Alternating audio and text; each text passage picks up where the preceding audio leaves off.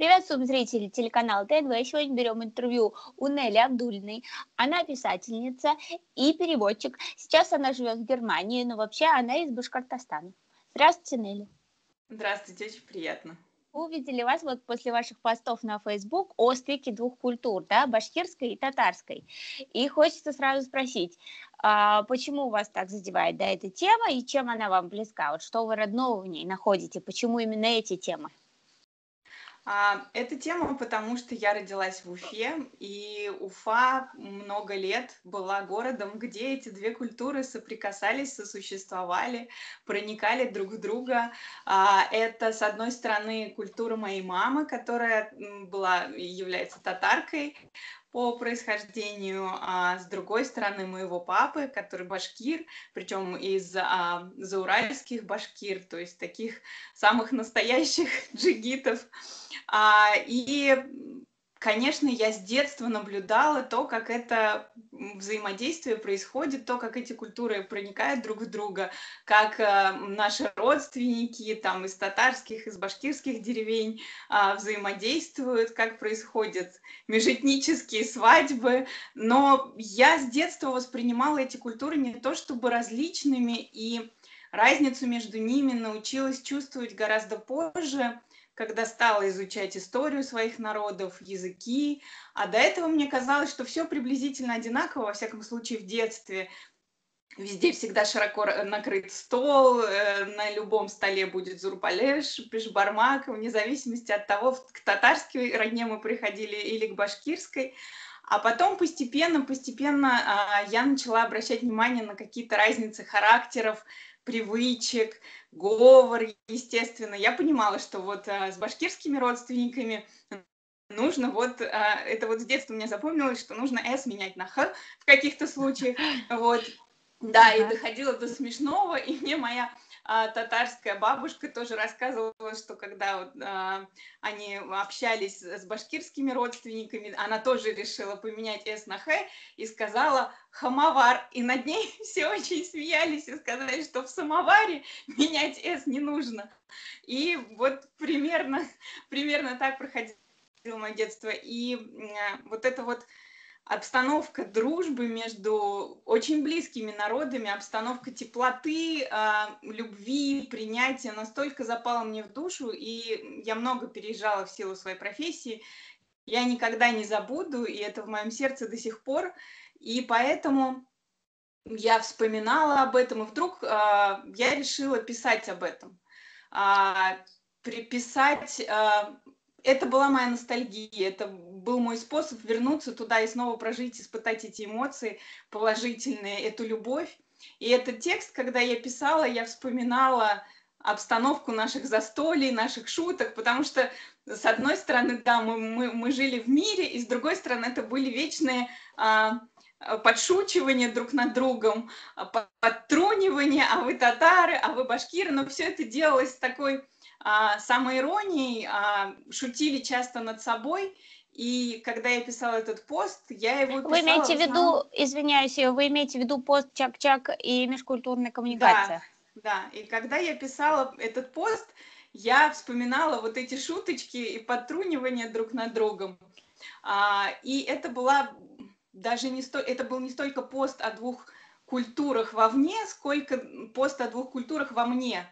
Потому что я рефлексировала на тему своего собственного характера, что у меня от башкир, что у меня от татар. Вот это вот делать все мелко, тщательно. Это явно вот от татарской бабушки, это я помню, как она делала.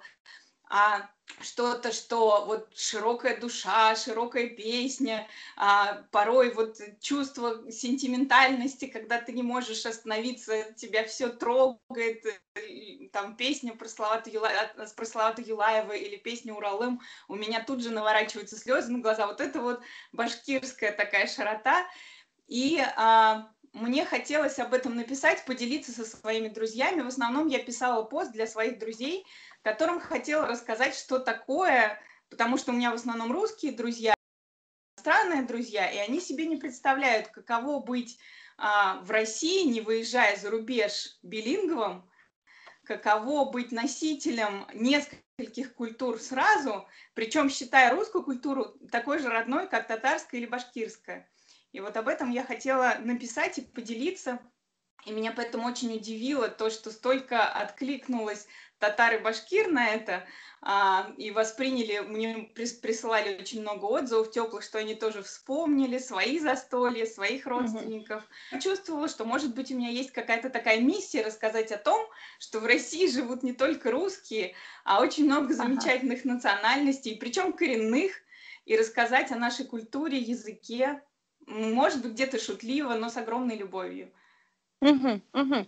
Такой вопрос вот сразу, да, относительно поста опять возникает. Как вы думаете, кто вот заблокировал ваш пост, собственно, про татар и башкир? То есть кто эти люди, которые вот пожаловались? К сожалению, и я этому просто, вот как я удивилась этой бурной реакции принятия, я так удивилась тому, что его заблокировали, потому что у меня вообще не было мысли обидеть кого-то или принизить кого-то, потому что это все равно, что было унижать себя, потому что я писала о себе, о своем характере, о своем внутреннем ощущении этих наций внутри меня. И я даже не хочу, у меня потом писали мне знакомые, что это те могли заблокировать или те, но я им сказала, что я не хочу даже думать о том, кто это мог быть. Это был человек без чувства юмора, вот и все. И, может быть, в принципе, если кто-то захочет намеренно заранее обидеться, он может даже обидеться на признание в любви. На самом деле мой текст был признанием в любви двум народам, которые дали мне жизнь, дали мне такой богатейший культурный бэкграунд. И поэтому я даже не хочу думать о людях, которые как-то это не так восприняли. Причем, если там где-то что-то было про татар написано, это было написано безо всякого, ну, то есть где-то был юмор, а где-то было совершенно серьезно. Я действительно считаю, что вот эта вот татарская щепетильность, вот этот вот татарский прочный быт, это очень классные черты, которым я дико благодарна до сих пор, потому что вот ведение хозяйства, вот это все, мне это все, вот то, что мне преподавала еще моя бабушка, это все мне безумно нравится. А с другой стороны, вот это вот башкирская сентиментальность с одной стороны, с другой стороны вот этот вот философский бэкграунд, вот это ощущение жизни и важных вопросов бытия, это тоже безумно меня занимает. И я поэтому очень люблю и философию, и читать какие-то философские трактаты, я очень люблю Камю, Сартра. И вот это все, я считаю, что это заложил во мне папа, который был башкир, и который все время рассуждал о том, как вот представь себе, как башкиры кочевали, представь себе, что такое жить рядом со степью под открытым небом, представь себе, что у тебя юрта, которую ты раскладываешь, складываешь, и ты не знаешь, что будет завтра, где ты остановишься, на тебе табун, на тебе твоя семья. И вот это все настолько глубоко в меня проникло, что я просто даже не представляю, на что там можно обижаться, поэтому даже не думаю об этом. Учились, как оказались в Германии, чем сейчас занимаетесь? Я родилась, прожила в Уфе первые 17 лет.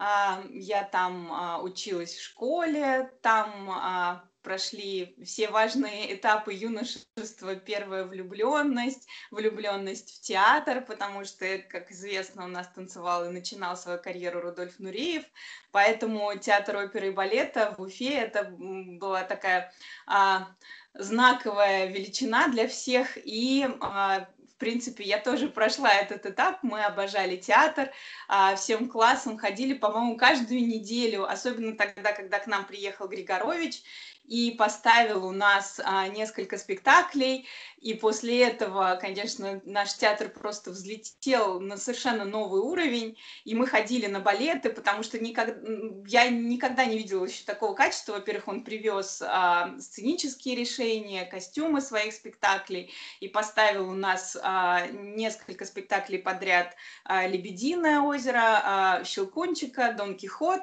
И это для меня в возрасте 15 лет это была любовь номер один. И тогда я решила, я не знаю, меня вдохновил театр на то, чтобы писать. Я писала заметки в газету небольшие, писала стихи, и у меня даже был проект повести про девушку, влюбленную в балет. В общем, все вот это вот тогда и началось там. И моя учительница по литературе Ирина Вячеславовна, которая преподавала нам, она настолько прониклась моей вот этой любовью. Я понимаю, что это были, конечно, очень наивные первые попытки, опыты. Тем не менее, она вычитывала мои рукописи, давала мне наставления, меня направляла.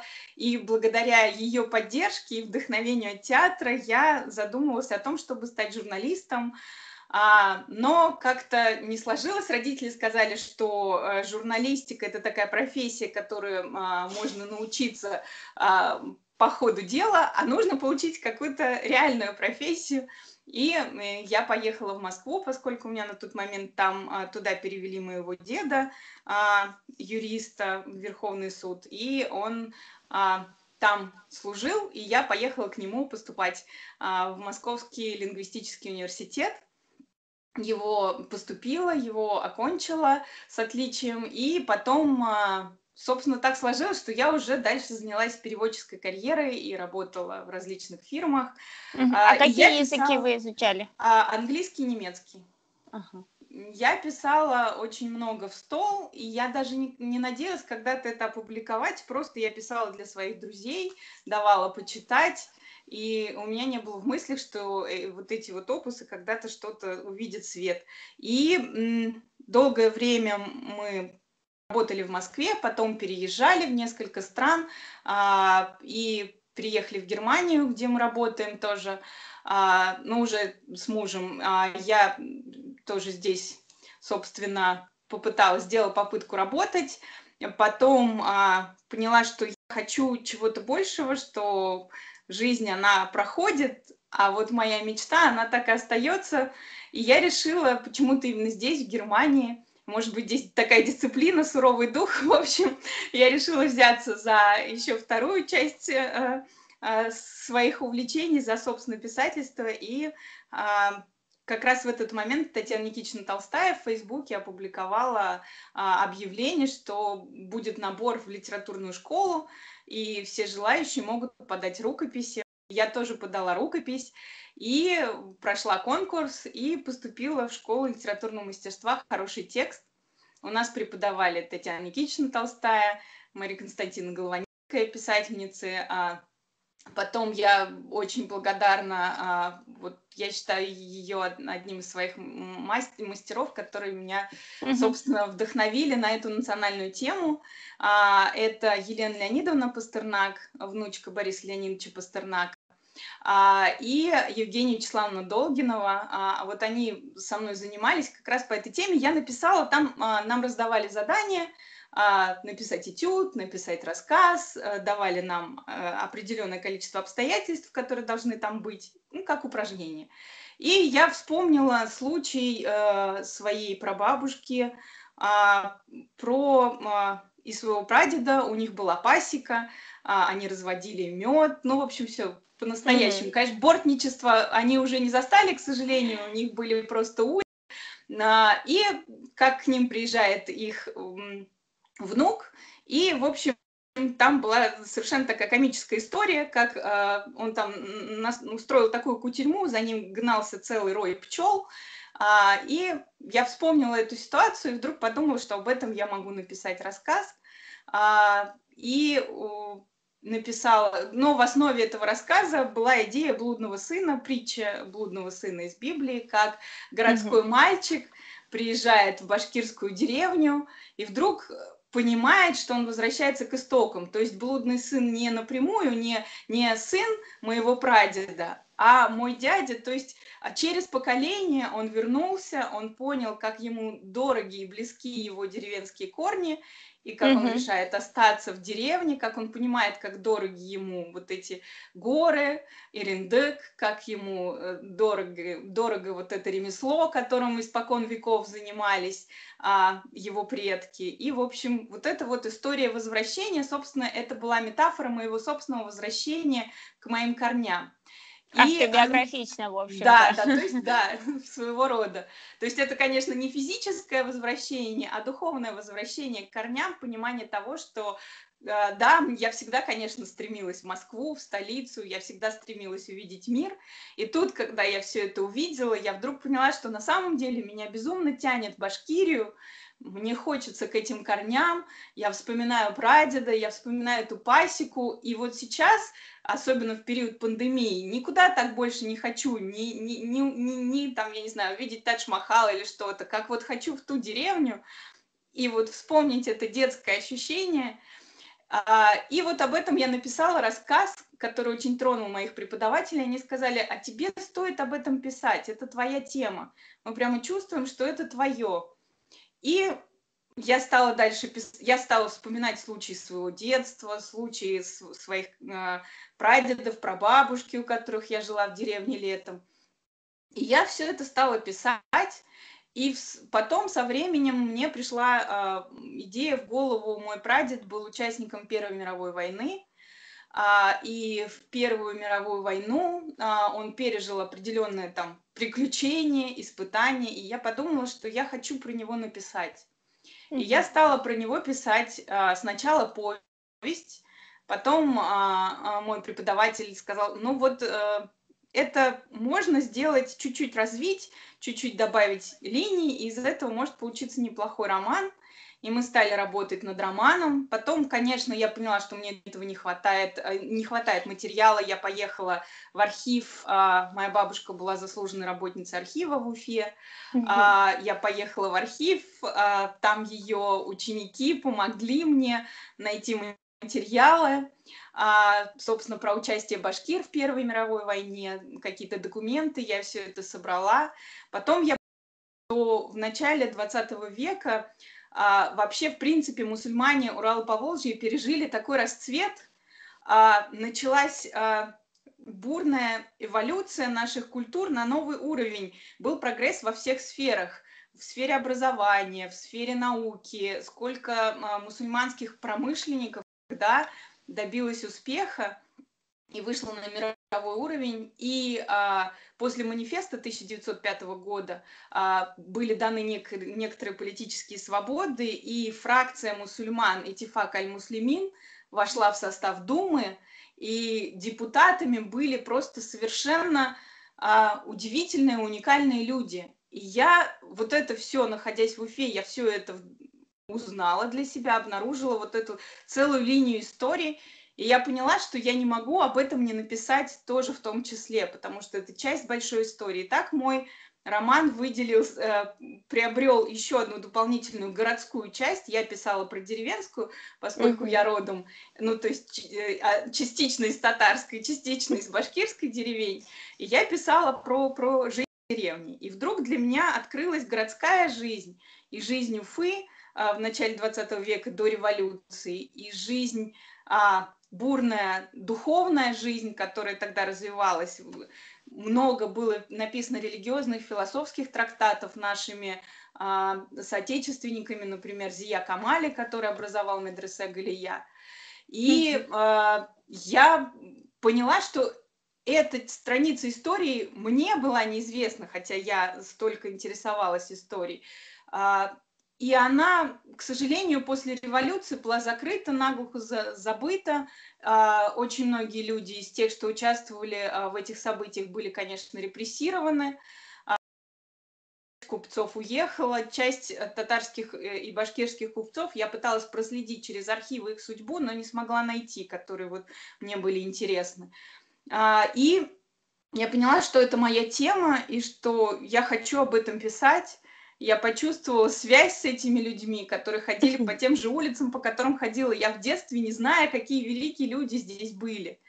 И тогда я прочитала про то, как Тукай приезжал в Уфу, как его встречал Мажид Гафури, вот его скорбный, один из последних приездов в Уфу. И вот это все, вот эти все страницы истории, оказавшиеся за у меня были такие важные. Я, в общем, решила об этом обо всем написать и включить это все в книгу. И так книга переросла в трилогию. Я надеюсь, что сейчас первую часть мы готовим к публикации. В общем, я надеюсь, что эта книга увидит свет. Как она будет называться? Пока, к сожалению, название зачастую является прерогативой издательства, поэтому писатель не всегда во власти что-то изменить. Особенно начинающий писатель, он всегда должен прислушиваться к тому, что ему говорят авторитетные работники издательства, потому что, естественно, они лучше знают, как книгу продать, как ее рекламировать. Поэтому я не знаю, мое собственное название было «Сын обетования». Но по аналогии с ветхозаветной притчей, естественно, там с патриархами ветхозаветными. То есть я здесь пытаюсь, поскольку книга это не только для нас, для татар и башкир, для мусульман, Урала, Поволжья, Крыма, но и для в том числе русского читателя, чтобы познакомить его с тем, какие были у нас великие люди, о которых, к сожалению, мало кто знает. Кто работал в Казанском университете. И поэтому, соответственно, я опиралась на культурные коды, которые знакомы и русским в том числе. И поэтому у меня метафора есть сравнение, но поскольку Библия и Коран имеют одни корни, и там есть патриархи Авраам и Ибрагим, мне было легче. То есть я опиралась на наше общее, на историю патриархов, и, соответственно, которые есть и в Коране, и в Библии, и в этом смысле я надеюсь, что будет понятно и русской аудитории, публике, и нашему читателю тоже. Будут ли эти книги переводиться на, например, на немецкий язык, потому что вы упомянули в начале нашей беседы то, что вы хотите, чтобы, как бы, вот, например, люди в Германии тоже знали о вашей культуре, о таких национальностях, как татары и башкиры. Да, я очень надеюсь, что будут. Это все зависит от успеха книги в России. Во всяком случае, поскольку я издавала книги, но мы работали в соавторстве с моими друзьями по литературной школе, мы написали серию детективов под псевдонимом, да, это было одно из учебных заданий, там с Татьяной Никитичной Толстой был семинар написать детектив как тренировка написания крупной формы, то есть романа, как собирать материал, как продумывать структуру произведения, как продумывать образы произведения. Она выбрала детектив как самую легкую форму, потому что в ней есть четко структурированный сюжет и свои законы. И мы написали детектив пробный в количестве 11 человек в соавторстве. Потом этот детектив понравился, и нам предложили написать серию детективов. Правда, отсеялось в ходе работы много человек. Нас осталось сначала 5, потом 4. Вот. Но мы написали этот детектив, и судя по опыту издания детектива, нужно сначала иметь успех в своей собственной стране для того, чтобы тобой заинтересовались литературные агенты зарубежные. Поэтому я очень надеюсь, это получится. Во всяком случае, с нашим детективом есть интерес, его взяли вроде как, и надеемся, что его переведут и будут продавать за рубежом. Вот. По поводу своей книги, то есть она сначала должна иметь какую-то судьбу в своей стране, а потом, я очень надеюсь, будет переведена.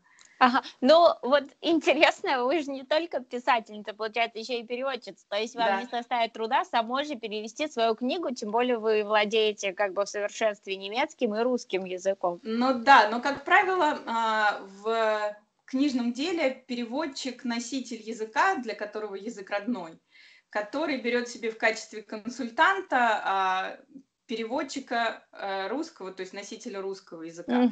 И они вместе работают. Ну, для хорошей книги, для хорошего перевода желательно вот делать это в таком порядке. Поэтому, конечно, чтобы качество не пострадало, поскольку я понимаю, что я не носитель языка, и я не переведу так, как переведет носитель, я все-таки надеюсь, что это будет во взаимодействии. В своей статье под названием «Чак-Чак о межкультурной коммуникации», да, вы написали: «Татары приветствуют вас уютно, как ребенка, сюсюкая и сямнезес, а башкиры при встрече с вами глубокомысленно вздохнут и скажут: хаумахагас. Мол, еще посмотреть нужно, друг ты, враг или так. То есть в этом вашем высказывании, вот когда я прочитала статью, да, о простых приветствиях, казалось бы, будто и претензия чувствуется, и что-то родное. Вот вы можете это объяснить? Вы уже упомянули об этом, но вот все же, вот именно разбирая вот вашу статью написанную, интересно там вот несколько моментов именно. Я пошла чисто лингвистическим путем, поскольку я лингвист, и чисто лингвистически, когда ты говоришь си-си-си-си-си, ты улыбаешься, си-си-си. Когда ты произносишь гортанные какие-то звуки, ты растягиваешь рот, у тебя не получается одновременно улыбаться, и вот очень часто культура и это происходит на подсознательном уровне. Это не... Вот изучая языки, я поняла, что каждый язык, есть такой даже лингвист, культуролог Гайдойчер, который написал про это книгу «Сквозь зеркало языка». Он написал про то, что, с одной стороны, национальный народный характер диктует то, как будет формироваться язык. С другой стороны, сформировавшийся язык будет диктовать свой характер человеку. И как бы ты, да, то есть и здесь я имела в виду в основном не столько характер человека или характер там татар или башкир, сколько чисто лингвистически заставлять тебя улыбаться, заставлять тебя глубоко вздохнуть. И отсюда может быть в характере у татар приветливость, а в характере у башкир глубокая, вот склонность к глубоким философским рассуждениям и к глубокому пониманию жизни. Вот здесь вот я просто попыталась, может, ну это исключительно моя интерпретация, но я попыталась как лингвист подумать, а что язык, какие черты сам язык привносит в наш характер. То есть потому что это происходит невольно. Мы этого даже не замечаем. Вот опять-таки из вашей статьи приведу цитату, да? «Татарин смекалист, хитер и весел, башкир горд, угрюм, но добродушен». То есть в вашей статье вы приводите аргументы в пользу двух народов. Но мне кажется, это все об одном, вот, да, о чем я уже сказала, то есть о том, что и татарский, и башкирский народу, как бы каждый по-своему, с добротой в душе. Да. Вот, но чувствуется в ваших высказываниях вот подвох, я не знаю, это мне, может быть, так кажется, да, хочется понять, вы пытаетесь как бы показать схожесть этих двух народов и культур, или отличия и сказать, что они оба хороши. Вот. Исходя из, опять-таки, вот из этих вот лингвистического анализа языка, это попытка создать образ и того, и другого, и потому что меня часто спрашивают, ну чем они отличаются, у них почти все одно и то же, музыка и пятитоника, ну вот друзья, которые не в курсе, которые родились и жили в Москве, и за пределы там Золотого кольца, например, не ездили, и спрашивают, ну у вас примерно одни и те же корни, вы примерно одним и тем же увлекаетесь, у вас музыка похожая, у вас пятитоника, я не различаю вас вообще. И вы, в принципе, внешне похожи, и язык у вас один и тот же. Чем вы отличаетесь? И это была такая на основе языка попытка показать, что эти народы имеют свои особенности характера, там, может быть, в связи там, с языком внутри, эти народы доброжелательные, и я их люблю, но вот есть это отличие, и на самом деле этот пост был просто первым в этой серии. Я задумала целую серию постов рассказать и показать, что мы очень близки, и в чем мы близки, и чем мы отличаемся. И это был просто первый пост на основе субъективных ощущений от языка, показать разницу, как наши характеры, как наша история отразились в языке и наоборот, как язык отражает наш характер и нашу историю. Дальше я хотела написать о том, какие у нас есть национальные блюда общие, и какие есть национальные блюда чисто башкирские, чисто татарские, хотя сейчас это уже очень сложно, мы настолько переплелись, что вот назвать вот это татарское, это башкирское, я здесь могу только интуитивно. Я, к сожалению, не настолько глубоко знаю эту тему, не историк дипломированный, поэтому я могу только вот говорить интуитивно. И я хотела поговорить тоже о национальном костюме, тоже чтобы объяснить людям, вот башкирский национальный костюм, у него такие-то особенности. Хотя Мгм. они похожи, там кульмяк, камзол, вроде как, ну и чем отличается. А есть небольшие нюансы, которые вот прослеживаются исторически, может быть, еще по каким-то причинам. И у меня была идея просто рассказать людям, что вот эти два народа, два разных народа, не один, хотя их часто путают, с Мгм. двумя разными языками, не одним. Но они абсолютно, то есть они делят очень многое и вместе сосуществуют. И для меня, например, до сих пор удивительно и приятно то, что существует долгое время вместе, имея даже вот семьи перекрестные, то есть там татаро-башкирские, башкиро-татарские, при этом мы не ассимилировались, и мы не утратили вот этих вот особенностей характера, костюма, музыки. У нас есть нюансы, которыми мы друг от друга отличаемся, и это здорово. Иметь вот такую общую базу и вместе с тем такие нюансы. Я как-то вот сейчас понимаю и вижу, в чем это отличие, и попытаюсь то, как я это понимаю, написать. Мгм. Мгм. Тогда такой вопрос. Вот сейчас, в современное, в наше время, да, мы знаем из СМИ, и вот живя в Татарстане в данном случае о себе говорю, что между татарской и башкирской культурами существует некое соперничество. Почему, на ваш взгляд? Ой, да, эту тему я не знала и не обращала на это внимания до тех пор, пока мы не поехали недавно с родителями навещать свою родню. Давно не были, поскольку и родители мои перебрались потом в Москву. Мгм. Для меня в детстве я не помню таких разговоров. Может быть, я была тогда слишком маленькая, может быть, этих разговоров попросту не было. Не помню, чтобы спорили, а это татарская песня, нет, это башкирская песня. То есть таких споров в детстве я не помню. И тут вдруг застолье, на котором кто-то поет песню, которую я знаю с детства, и начинается спор по поводу того, какая это башкирская или татарская. Или там какие-то другие нюансы, то есть, ах, вы что-то такое, что раньше было с юмором и добротой, сейчас проскальзывает с какой-то обидой, что вы татары или вы башкиры, и мне это было больно слышать очень, и Вот д- почему, как вы думаете, это происходит? я не могу понять, и я не могу понять, зачем и для чего это так важно, знать на 100%, кто написал и чья это песня, если песни народные, и их поют, и активно и любят и те, и другие. Мне очень сложно сказать. Вообще, на самом деле, когда я об этой теме узнала, и вот сейчас с этим постом тоже поднялось только, тоже писали, говорили, это те или это те заблокировали, мне это было ужасно обидно, потому что я, честно говоря, я не вижу никаких причин для такого разделения, а для меня, как для человека, который находится с одной стороны, то есть который генетически принадлежит двум народам, для меня это все равно, что выбор между мамой и папой. Кого ты больше любишь? Кто там хуже, кто лучше? Я не могу выбрать. И поэтому я, честно говоря, вообще не представляю, каковы могут быть причины таким вещам. И почему происходит это соперничество.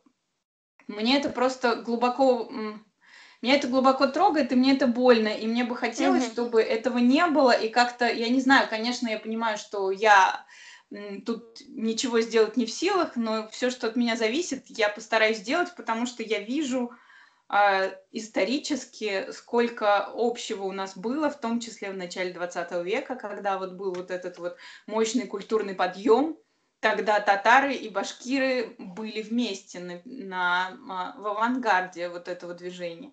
В Германии вы сколько уже живете? 5 лет. 5 лет. Ага, вот вы, живя в Германии, говорите, вам приходится говорить на татарском и башкирском языках, ну, хотя бы вот так же по видеосвязи со своими родственниками, родными, Ну, там, родителями, друзьями. И вообще, вот легко ли любить Россию из-за границы? из-за границы очень легко, не то чтобы легко, да, ужасная тоска, ностальгия — это действительно реальная вещь, и я ее ощущаю, особенно сейчас, когда у меня была возможность приезжать до карантина. я все равно скучала, но у меня была надежда, что вот у меня билет, и вот в отпуск я поеду.